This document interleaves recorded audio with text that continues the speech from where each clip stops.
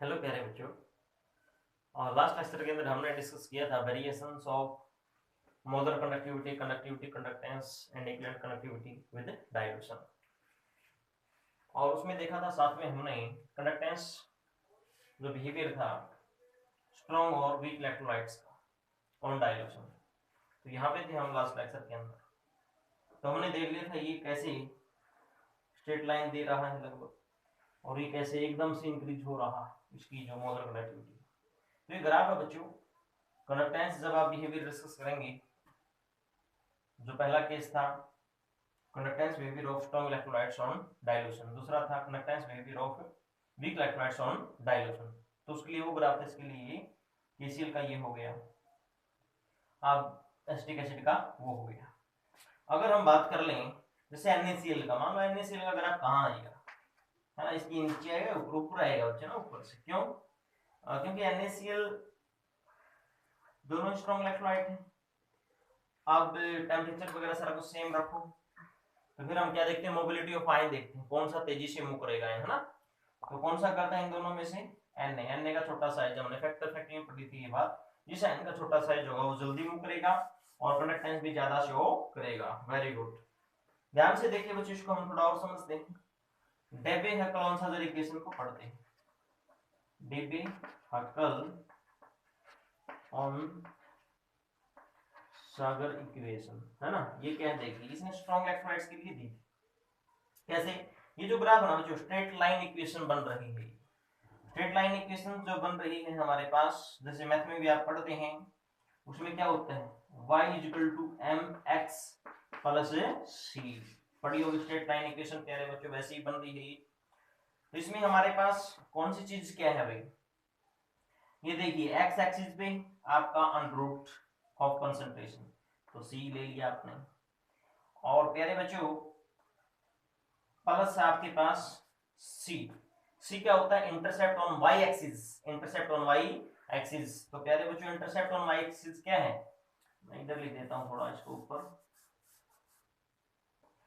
तो पहले तो चलो स्टार्टिंग से y एक्सिस को देख लेते हैं। y एक्सिस पे क्या है, मोलर कंडक्टिविटी। तो लीजिए जरा molar conductivity at any given concentration equal to x क्या है भाई आपके पास, x पे आप देख रहे हैं x एक्सिस पे अंडर कंसंट्रेशन, प्लस बच्चों c क्या है, intercept on y axis. Intercept देखो ये जहां काटा है इसने इसको, तो क्या बन गया ये आपका molar conductivity eight infinite dilution. ऐसे रिप्रेजेंट करो या ये साइन लगा दो इनफाइनाइट का, ठीक है भाई।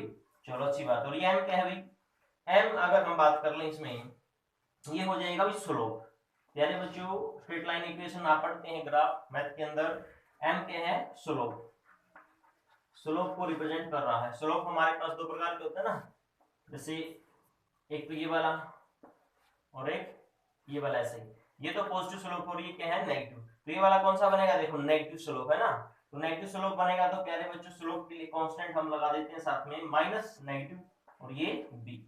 तो प्यारे बच्चों डेबे हकल आंसर इक्वेशन फाइनली मैं यहां लिख देता हूं भाई। क्या बन गया आपके पास, इसने क्या बताया था भाई, molar conductivity of strong electrolytes at any concentration, है ना, और गिवन कंसंट्रेशन इक्वल टू हो जाएगा प्यारे बच्चों, ये है molar conductivity eight infinite dilution. और ये चीज माइनस की ना, इधर लिख दो माइनस क्या भाई b। कुछ बुक में इसको ये भी मान रखा, नो प्रॉब्लम, कांस्टेंट कोई फर्क नहीं पड़ता, ये रख लिया minus b under root of concentration, under the root concentration, ठीक है बच्चों। तो ये इक्वेशन याद रखना, डेबी हैकल आंसर इक्वेशन है प्यारे बच्चों। मैंने आपको बताया इस ग्राफ से बनी है। ये ग्राफ किसको फॉलो करता है, कैसा इक्वेशंस लगेगी इसके ऊपर, स्ट्रेट लाइन इक्वेशन, ठीक है भाई। इसमें y एक्सिस पे क्या है, x एक्सिस पे क्या है वो हमने रखा, और c क्या है हमने देखा, इंटरसेप्ट ऑन y एक्सिस होता है, और प्यारे बच्चों m क्या होता है, स्लोप को रिप्रेजेंट करता है। सारी चीजें मैंने इधर बताई, ये याद रखना अल्टीमेटली, इस पे न्यूमेरिकल भी कुछ बन सकते हैं। और दूसरी बात बच्चों ये ध्यान रहे, तो c है ना, जैसे ये अंडर द रूट c, इसको आप ऐसे भी रिप्रेजेंट कर सकते हैं, ऐसे दे रखा तो भी यही बात है।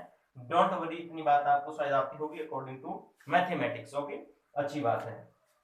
अब यहाँ एक समस्या रही हुई, क्या समस्या, समस्या क्या थी प्यारे बच्चों, देखो इधर, देखो इधर, क्या देख रहे हैं आप, इधर इधर आप देख रहे हैं जो वीक इलेक्ट्रोलाइट है ना, इसका जो कंडक्टेंस बिहेवियर है डाइल्यूशन के साथ, तो इसके लिए हमें जीरो कंसंट्रेशन पे, बिल्कुल जीरो पे देखो यहाँ, मतलब ये इनफाइनाइट डाइल्यूशन पे जो मोलर कनेक्टिविटी होती है किसकी, वीक इलेक्ट्रोलाइट्स की, वो हम इस ग्राफ से नहीं पता कर सकते। आपके सामने अभी कहाँ, इसको कहीं काटेगा ही नहीं है ना, पैरेलल हो गया अभी।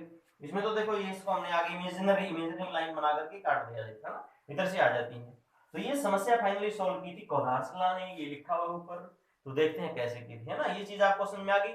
और डेबिट-हेकल-ऑन्स इक्वेशंस स्ट्रॉन्ग के लिए एप्लीकेबल है, और न्यूमेरिकल बन सकते हैं, इक्वेशन अच्छे से याद होनी चाहिए कौन सी चीज क्या है। एक चीज और रहेगी भी, और सुन लो ध्यान से प्लीज, ये जो कांस्टेंट है ना, it's value depend upon solvent, okay, nature of solvent. ठीक है भाई, सॉल्वेंट टू सॉल्वेंट ये डिफर कर सकता है।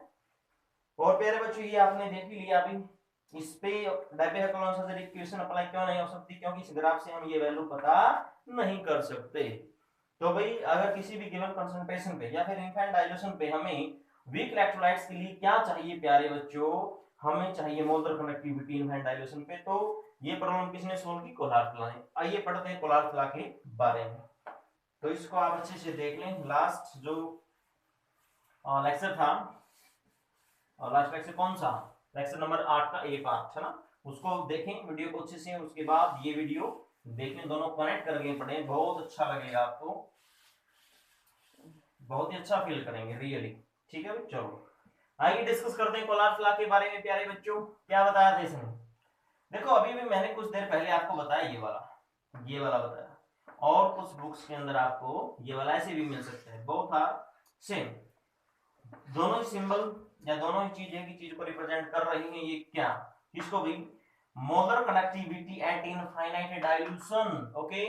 लेकिन आप एक बात ध्यान रखें, इसमें है ना हम क्या कर सकते हैं साथ में प्यारे, तो ये देखिए हम देख रहे थे बच्चों, अब आपको बता रहा हूं कि ये दो सिंबल हैं, दोनों एक ही चीज को रिप्रेजेंट कर रहे हैं, ठीक है। दूसरी बात आप ये जानिएगा, इनको हम है ना लिमिटिंग मोलर कनेक्टिविटी भी बोल सकते हैं। क्या बोल सकते हैं बताओ, लिमिटिंग मोलर कनेक्टिविटी, क्योंकि लिमिट इसके बाद और ज्यादा कनेक्टिविटी वो शो नहीं कर सकते, ये चीज आपको ध्यान में रखनी है। तो कोलार्स लॉ पे आ जाते हैं प्यारे बच्चों, देखना जरा क्या होता है। अकॉर्डिंग टू दिस लॉ, ये क्या है, ये देखो ना, इक्विवेलेंट कनेक्टिविटी है भाई, है ना, इसका सिंबल है ये कैप ई या लैम्डा ई बोल सकते हैं आप इसको। According to this law, equivalent connectivity of an electrolyte at infinite dilution, देखो अभी लिखा हुआ है इधर, इनफाइनाइट डाइल्यूशन पे ऐसे रिप्रेजेंट करते हैं, या फिर कैसे रिप्रेजेंट कर सकते हैं आप लोग, इस प्रकार से, ओके, अच्छी बात है। इज इक्वल टू, इसने क्या बताया, इनफाइनाइट डाइल्यूशन पे जो इक्विवेलेंट कनेक्टिविटी होगी किसी भी इलेक्ट्रोलाइट्स की, ठीक है भाई, इज इक्वल टू दी, इसके इक्वल होगी सम ऑफ टू वैल्यू, दो वैल्यू के जोड़ के बराबर होगी। वन डिपेंडिंग, एक वैल्यू किस पे डिपेंड करेगी, the cation and other value depend upon the anion. और क्लियर करने के लिए डेफिनेशन को आप ऐसे बोल सकते हैं, वन डिपेंडिंग अपॉन दी, ये वाला देखो, limiting molar connectivity of cation, ऐसे भी कर सकते हैं आप इधर, और other depend upon the limiting molar connectivity of the anion, ऐसे भी बोल सकते हैं, या फिर यहां तक भी बोल सकते हैं, ओके है, कोई दिक्कत नहीं। समझ में आ गया, फिर से बता देता हूं प्यारे बच्चों, कोलार्स लॉ क्या होता है, according to this law, equivalent जो कनेक्टिविटी है ऑफ एन इलेक्ट्रोलाइट्स, किसी भी इलेक्ट्रोलाइट्स की at infinite dilution, is equal to, वो किसके बराबर होगी, सम ऑफ टू वैल्यू, दो वैल्यू के जोड़ के बराबर होगी। वन किस पे, एक वैल्यू किस पे डिपेंड करेगी, कैटायन की लिमिटिंग मोलर कनेक्टिविटी पे, दूसरी किस पे डिपेंड करेगी भाई, limiting molar connectivity of anion पे।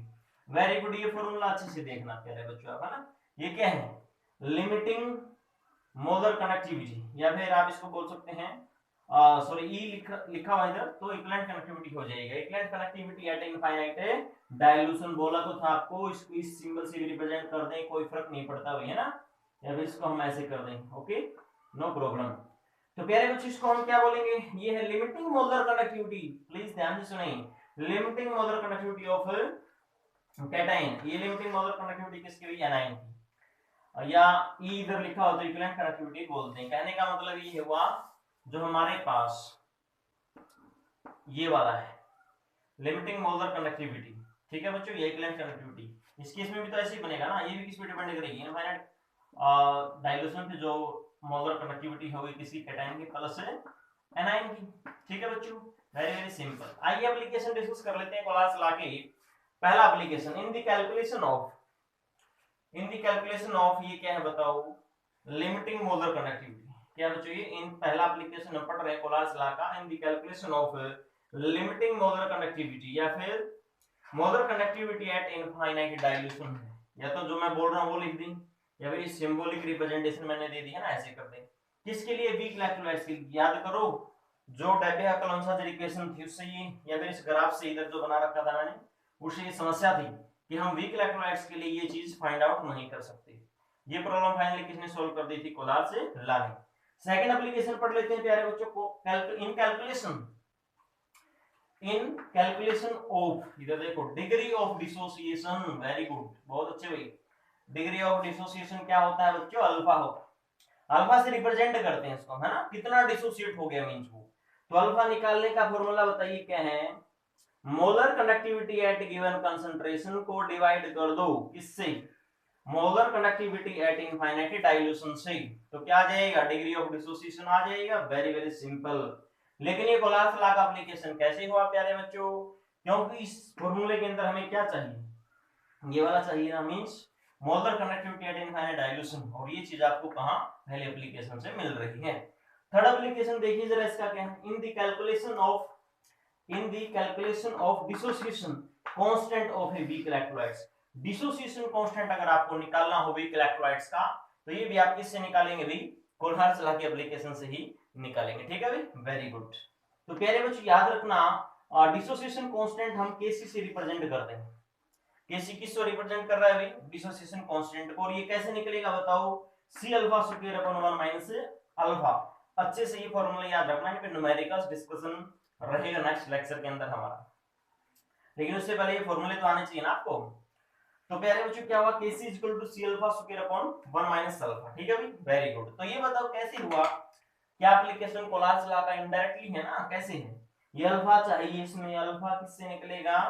सेकंड एप्लीकेशन से। ठीक है बच्चों, इनिशियली कनेक्टेड है ये भी किसका एप्लीकेशन हुआ? कोलार्स लॉ का।